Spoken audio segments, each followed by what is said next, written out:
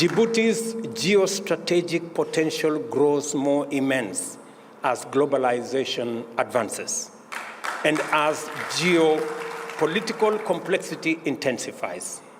Every significant peace and security actor factors Djibouti as a component of effective global strategy as a matter of course. Djibouti is also a diplomatic hub of no mean repute. IGAD is not headquartered here by accident. I commend the progress that Djibouti is making in mobilizing effective consensus among IGAD members states on regional environmental peace and security issues. I also appreciate Djibouti's role under the leadership of His Excellency President Ismail Omar Guelleh in leading the fact-finding mission to assist in the resolution of maritime dispute with a friendly neighbor. Your good offices have been a tremendous source of comfort. To highlight the impressive scope and promise of appropriate continental instruments, let us reflect for a moment on the Africa Continental Free Trade Area. This single mechanism has inaugurated the world's largest free trade area. Under it, 54 countries have agreed to create a single market with a population of 1.4 billion and a GDP of US dollars 3.4 trillion. The free trade is projected to lift 30 million people out of extreme poverty and boost incomes by 7%, or US dollars 450 billion by 2035. This is the magnitude of what typical Pan-African collective action can achieve, and we are only getting started. Sequencing will always be critical in these initiatives. African integration will require freer movement of people and goods, which in turn call for better infrastructure and better connectivity. Yet the soul of free trade is the medium of exchange. The barriers to easy payments and settlements across borders within our continent are simply unsustainable. Let me give you an example. Traders from Djibouti selling to Kenya, or traders from Kenya selling to Djibouti, have to look for US dollars. How is US dollars part of the trade between Djibouti and Kenya? Why?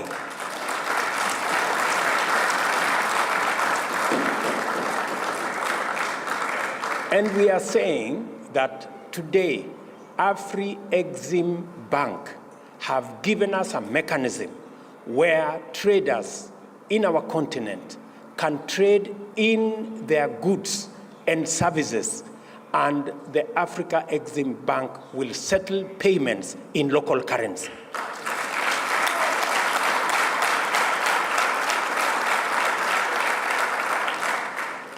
That is why Kenya champions the Pan-African payment and settlement system that is done by our own institution, the Afri-Exim Bank. Why, members? Why is it necessary for us to buy things from Djibouti and pay in dollars? Why? There is no reason. And we are not against the US dollar. We just want to trade much more freely. Let us pay in US dollars what we are buying from the US. But what we are buying from Djibouti, let's use local currency.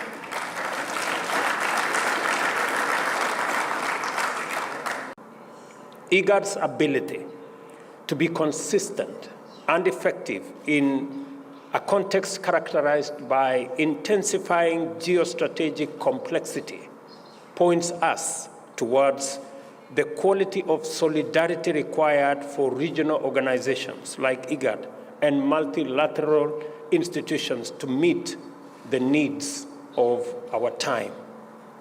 I am happy to state that Kenya and Djibouti remain united in their commitment to strengthen the critical regional mechanism like IGAD.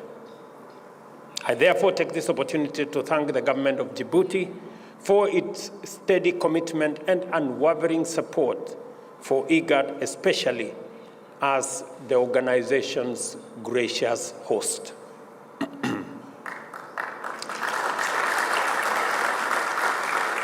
Aside from IGAD, Kenya and Djibouti are brought together by a common goal of promoting peace and stability in the Horn of Africa through other mechanisms. We are both troop-contributing countries for efforts aimed at stabilizing Somalia and combating terrorism through the Africa Union's transition mission in Somalia, ATMIS, as well as its precursor, the Africa Union mission in Somalia, AMISOM. These efforts represent our shared commitment to collaborate consistently in the pursuit of our mutual interests, bilaterally, regionally, multilaterally, for the benefits of our peoples. As the country's parliament, this assembly is the place where the nation reasons with itself in order to generate solutions and guide progress. Your deliberations matter to Djibouti's national agenda, for our region, and where our destiny is forged. And as a result, my coming here, ladies and gentlemen, is not just a visit. It is an opportunity to consolidate the friendship between our two people. I have agreed. We did agree that we are going to work on the visa requirements for our diplomatic and services sectors. And the processes between the two countries have been concluded. I have today informed my brother, President Goulet, that we will not only make it possible for people holding diplomatic passports and services passports to come to Kenya without the need for a visa, but I have also extended it to all the people of Djibouti, even those holding ordinary passports.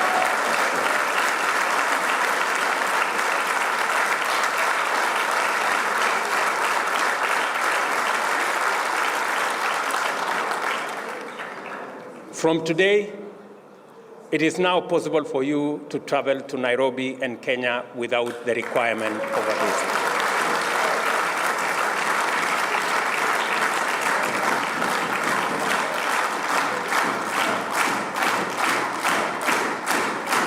Africa has been arbitrarily and prejudicially profiled as risky for investment on entirely spurious grounds.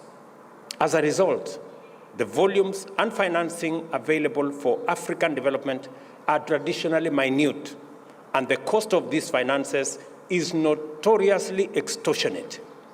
It is difficult to avoid concluding that in terms of development financing architecture, the global system is rigged against African progress.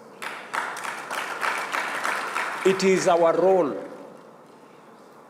members, honorable members, it is our role to persistently bring to the attention of the world the importance of abandoning a fundamentally unjust global financial system and the prejudicial biases and attitudes that underpin it, not solely for Africa's sake, but to avert the collective peril of humanity.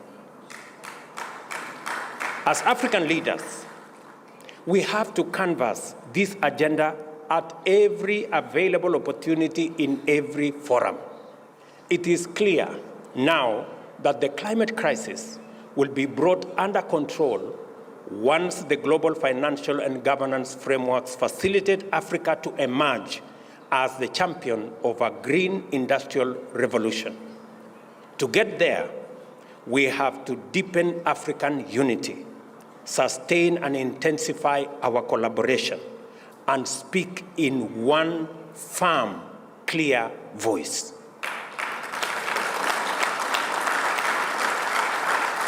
This is how we will deploy our natural resource base to unlock the promise of carbon trading mechanisms under Article 6 and to prevent the plunder of our continent's resources by others. The AU reform agenda should be our top priority for African leaders to thoroughly examine and facilitate the process to ensure that the roles of the Bureau, the summit, committees, regional caucuses, the Secretariat, and commissions are appropriately streamlined, creating a continental governance body that is truly effective. Equally, the imperative to fully operationalize the Pan-African Parliament is urgent. We must also review the funding arrangements for our AU budgets. It is an important thing for us to discuss. African Solutions, Agenda 2063, the Africa Continental Free Trade Area, and the vision of a young, clean, green continent of the future will remain a pale dream until, if we do not equip the Africa Union with the necessary capacity to live up to our aspirations. I'm also aware that a key setback for our individual and collective efforts to break free of our intractable problems with climate change, peace, and security lies with a fundamental flaw in our global multilateral governance structure. The apex organ of the UN system, you all know, the Security Council, persistently manifests a continental resistance to the values and principles that inspired the formation of the UN and which the institution is mandated to promote and defend. Do you know that only 5 countries of this world hold meaningful power in the UN Security Council? None of them is African. More than half of the world's population is not represented in the UN Security Council. It is neither democratic, it is not representative, it is not transparent, it is not accountable.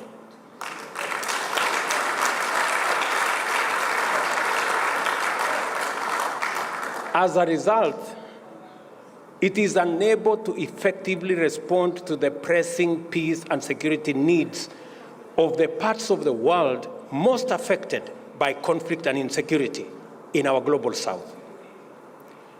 Its attitude to conflicts is geographically determined, and its intervention is likewise biased. In 2023, it should not be possible for the foremost institution of global governance to remain so egregiously exclusive and non-representative and claim to stand for any meaningful human norm.